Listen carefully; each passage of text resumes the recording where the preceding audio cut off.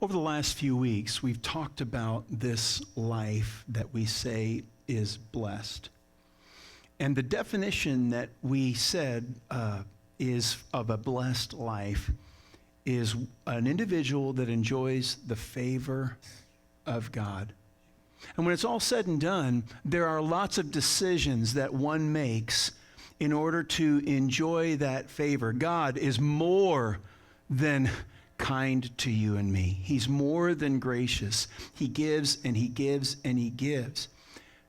And what we come to understand is that there's nothing that we really do to earn those blessings. I mean, we try to live as faithfully and as wisely and as graciously and as godly as we can. But even that, it's not like we do this and then God does that. God just does good things, period.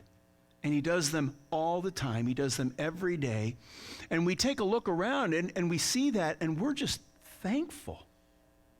We're simply thankful. And because of that attitude, we just, we want to go and help everybody else to have that same blessed life. So God blesses us. We are grateful. And then in our gratitude, in our thankfulness, we then go out and want to try and help others to be blessed. So that when we say here at Edgewood, our entire focus, our goal, our number one why, so to speak, is to help people find and follow Jesus. Because in finding Jesus, we've been blessed. In following Jesus, we're blessed more. And having enjoyed those blessings, then we encourage other people to find and follow Jesus so they are blessed and blessed more. It's just simply the way that it is. Now, what we tried to do and are still doing and finishing up today is giving ourselves 4 simple things that identify that blessed life, okay? We said, just to begin a couple of weeks ago, we said first that we are blessed to give. And in giving, we pass those blessings on. God gives us things, and then we continue to give. And God, we can't outgive God. He always gives us more. And we said that the key to a blessed life in regards to giving was a heart of generosity, okay? And we also said in the second week that we are blessed to serve, that God's given us time and talent and ability, and in using that time, along with the abilities and opportunities that God gives us, we serve here in the ministries of the church to help that finding and following Jesus happen more efficiently.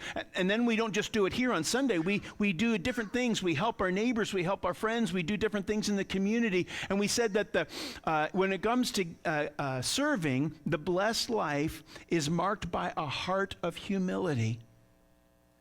We're humble because God's given us this time and this ability, and we help others to do that. Blessed to give, blessed to serve. And last week we talked about blessed to be here, to worship together, to recognize that God really is God. How great is our God. We sang that this morning. And what marks the blessed life when it comes to worship is a heart of authenticity, of genuineness. We're not saying that we're something that we're not. And we're certainly not doing that before God because He knows us warts and all, so to speak. He knows the things that we're good at and really the things that we're not so good at. But we're coming before Him honestly and being faithful in that regard. Blessed to give, blessed to serve, blessed to be here. And today we're talking about we're blessed to be together, the relationships that we have. Because what happens on a Sunday morning? We get 120 people in this room, and it's great. Hey, hi, how are you doing? It's good to see you again. But it's kind of ships passing in the night perspective. It's not the time to really get to have a chat with one another. I know that those times do happen, but those are more the exceptions rather than the norm. It's the times where we meet each other for a cup of coffee or get into one another's homes and sit at the kitchen counter or at the dining room table or in the living room, and we really learn about one another. That's what it means to be blessed to be together. And what marks that blessed life We've had the heart of generosity, the heart of humility, a heart of authenticity. But when it comes to blessed to being together, what marks the blessed life is a heart of ever-growing maturity. We're growing more and more to be like Jesus, because that's who we found and that's who we're following.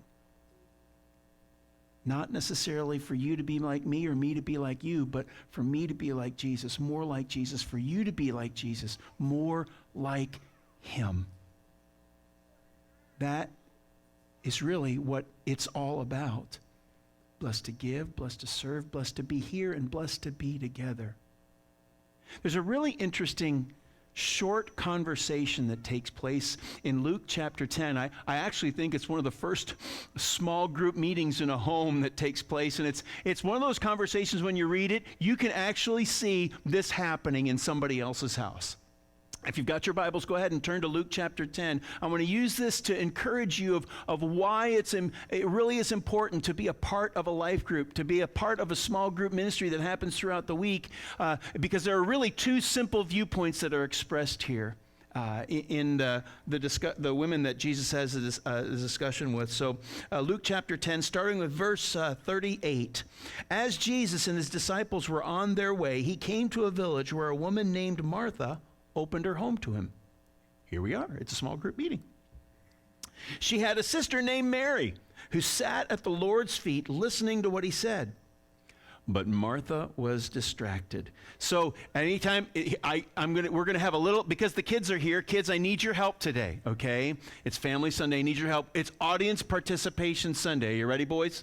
Okay, you with me? I love that thumbs up stuff. Okay, so when I say the word Martha, all right. Now, you don't know this, but when I was your age, there was a show on television called The Brady Bunch. Okay? Everybody remember The Brady Bunch? Okay. Remember?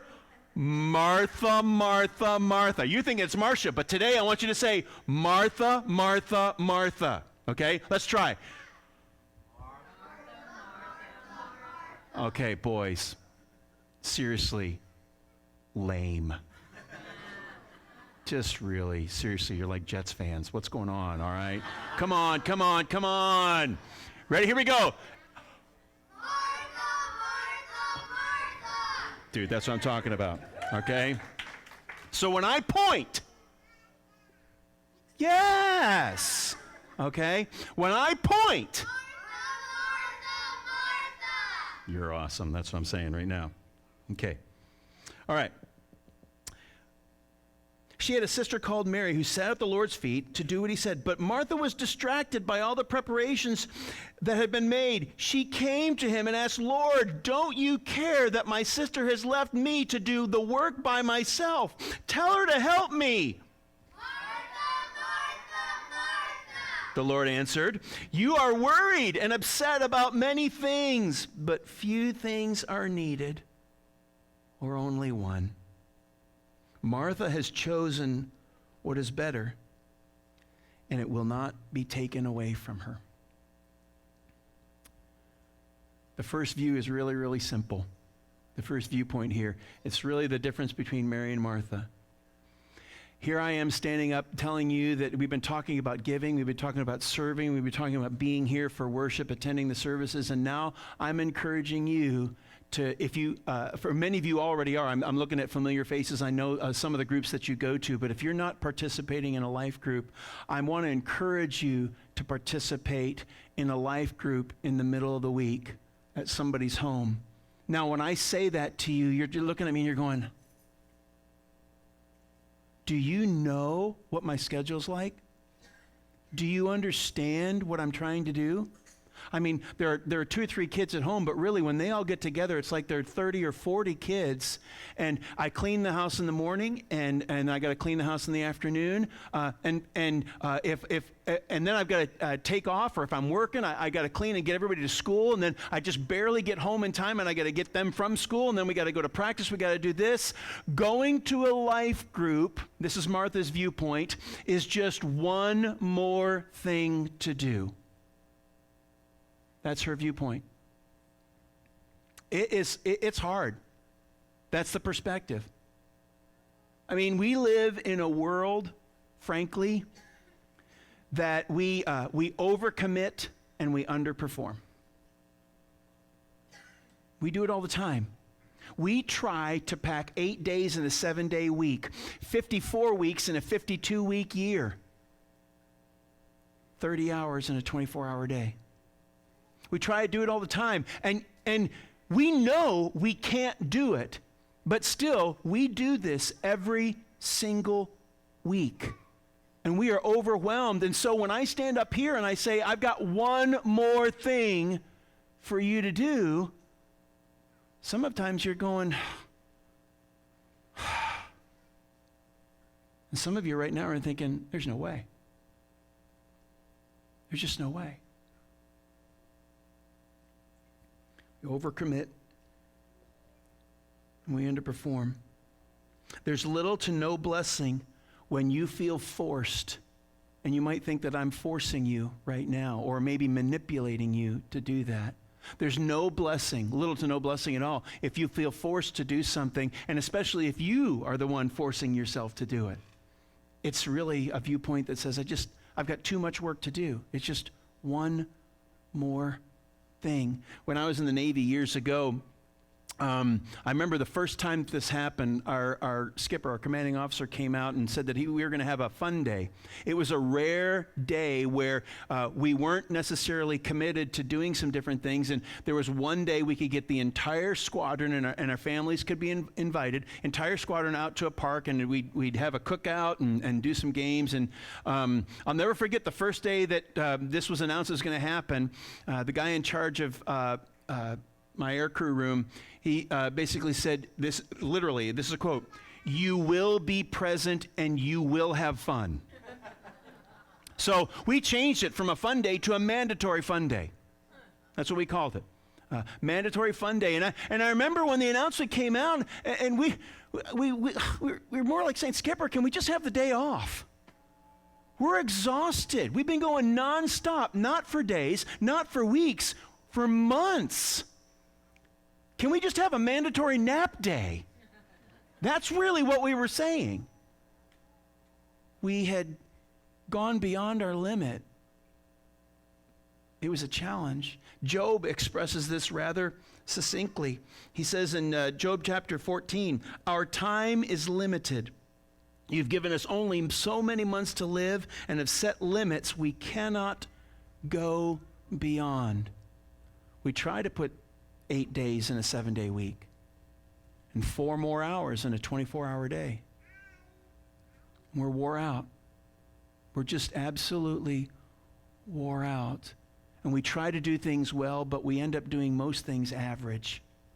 And we accept it when things just get done. And we can't even begin to think if something were really done well. Because done is good enough. It really is a challenge. We're tired, we're impatient, we're stressed out, and more. Everything is tedious, nothing seems beneficial. It's like Martha said. Martha, Martha, Martha. There you go. Come on, tune in. Won't somebody help me? Won't somebody help me? There's only so much that we're able to do. We test the limits of our activities more often than we will give ourselves margin. Listen to me. We test the limits of our abilities more often than we give ourselves room to breathe, room to spend, room to do, room to be. We test our calendars. We test our pocketbooks. We test our relationships. We test our work limits. We test our family limits. We test our church limits. And we just keep on going. And before you know it, we're having a doctor's visit because our blood pressure is up. Or we're having a new word introduced to our emotional and intellectual and physical world, anxiety. And we're frustrated and we're overwhelmed. We test our calendar, our friendships, our waistlines, our bottom lines. And if we learn anything at all, it's that we don't want to do that again. But we do it again. If we're willing to look a little longer at what happened, we realize that there were decisions that were made. Decisions last week, last month, a couple of years ago. We could choose to spend a little less or do a little less, or not have that thing that we think we need. Or maybe if it's not about doing or doing without, but maybe it's just choosing the things that matter over the things that don't matter, because that really matters. There are days when the work needs to get done, and then there are days when the work can wait. If all you can see is the task or the bill or the event, and you forget why you're involved with that task or why you're paying that bill or why you're going to that event, then maybe you need to ask why. See, that's why I say what I do to you every single Sunday. I give you our why every single Sunday. I tell you that we are here to find and follow Jesus. Why do I do that multiple times every single Sunday? Because we forget. We get sidetracked. We don't have enough margin in our day to remember. And there's not a week that doesn't go by where we forget the things that matter and say to the things that do matter, okay, I'll get back to you tomorrow, this weekend, next Sunday, soon.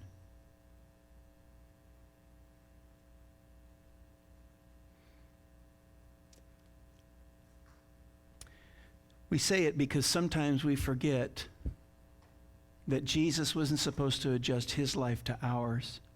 We're supposed to adjust our life to his.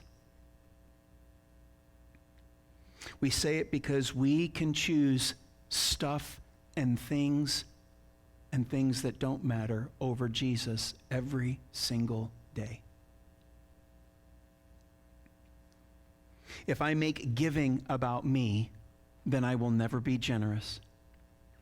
If I make serving about me, then I will never be humble. If I make worship about me, I will never be authentic or genuine. And if I make relationships about me, being together about me, the last thing I'm going to become is mature.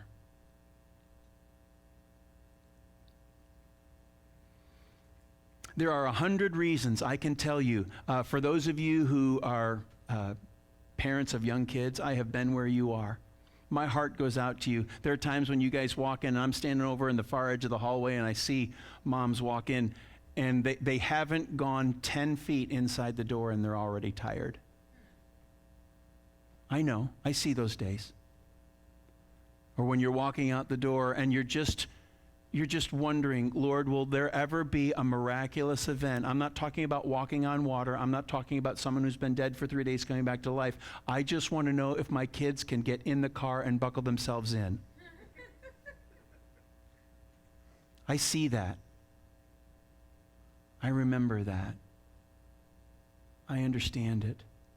There are 100 reasons that overwhelm me that I could say to Jesus, I don't really want to go to a life group. I don't have time to go to a life group. I can't fit one more thing in to another day or another week. And Jesus says, Shan, Shan, Shan. I know. But I'm telling you, you need to be with other believers. You need to grow the way that someone else in that group has grown. And someone else in that group needs to grow the way that you've grown. They need to hear the burdens that you've been through, the challenges that you've been through, and you need to hear the burdens that they have been through and the challenges that they have been through. So everybody can grow together. Martha's viewpoint was, it's just one more thing that I have to do.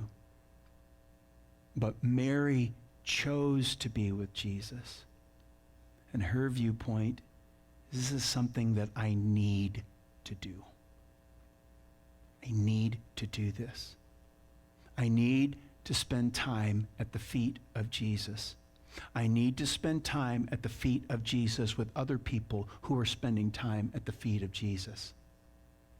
Because there are too many days where I have blown it. And because I've blown it too many days, I don't want to blow it again. And if somebody else can give me some wisdom, if somebody else can give me some encouragement, if somebody else can help me grow to be more like Jesus, then that hour or 2 hours and the 20 minutes driving both ways that it will take for me to do that one night a week is worth every bit of it.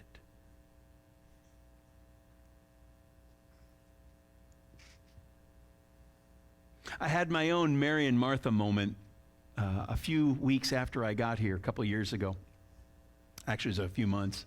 We had a young family that purchased a home, and before they got in, there was going to have to be some significant remodeling. And after that significant remodeling, before that significant remodeling, there had to be a demo day. And those of you who know me, you know I love demo day.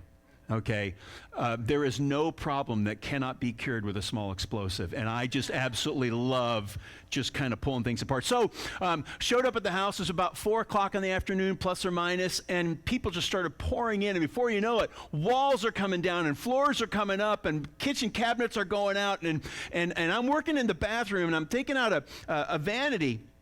And I'm whacking, I'm smacking, I'm kicking, and I'm turning. And you know, it's not a specific or a finished job.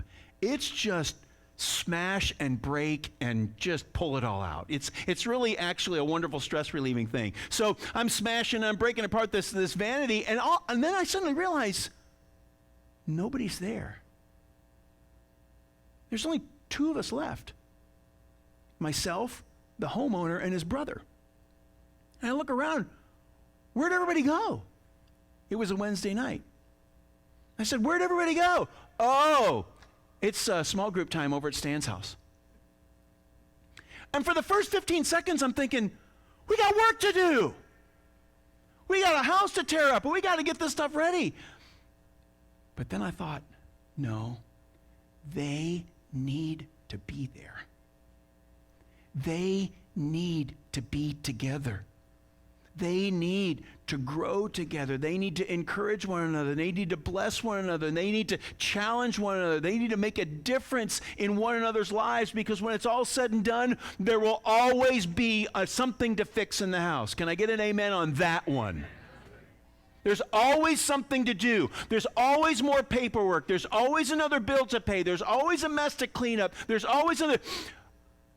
But you don't get the opportunity to be with one another and to bless one another all the time. Frankly, that opportunity needs to be grown. Those opportunities need to be built up. Listen, I'm getting to the point when I get up in the morning, one of the first things I do, I walk out, I let Dewey out to go chase whatever bird he needs to kill that day, or mouse or whatever. And then I walk over to the coffee pot, I turn it on, and I used to walk over and grab the remote and turn the television. I don't do that anymore. I don't. I'm sick and tired of hearing who's mad at who for something that they thought they did. Who shot who? Who stole from who? I love hearing the birds out my window, and I'm thinking, God, thanks for my house. Thanks for my family. Thanks for my health. I don't need to listen to people who want to discourage me or frustrate me. I want to listen to people who are going to encourage me and give me wisdom. Sometimes I need to listen to challenges and convictions. But the reason why we participate and we encourage you to participate in a life group is you need to be with people that will encourage you. You need to be with people that will challenge you and give you wisdom, because when you are encouraged, you are blessed. And when you're blessed, you want to bless somebody else, and you can do that by encouraging them. When you are challenged, you are blessed. And when you're blessed, you want to challenge somebody else so that they can get blessed.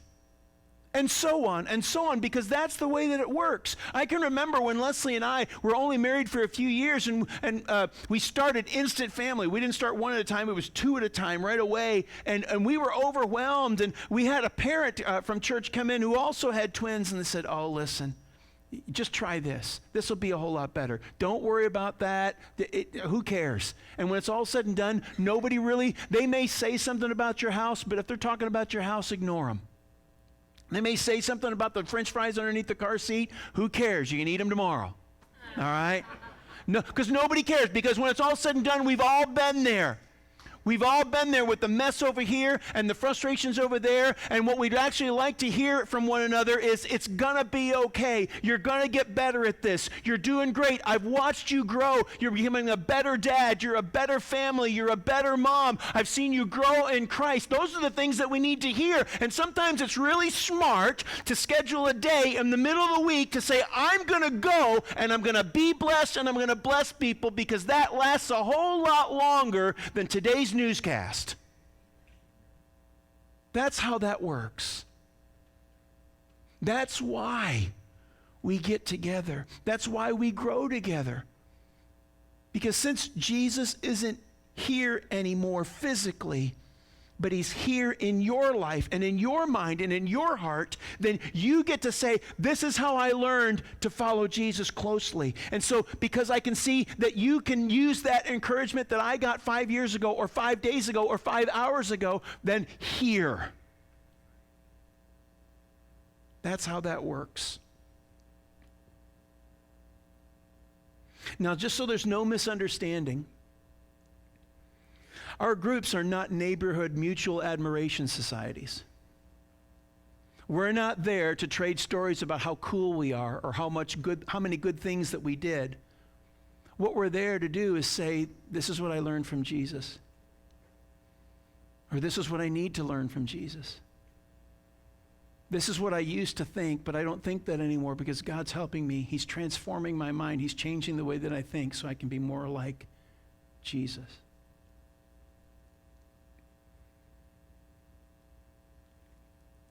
I like what the Bible says here in Hebrews chapter 10.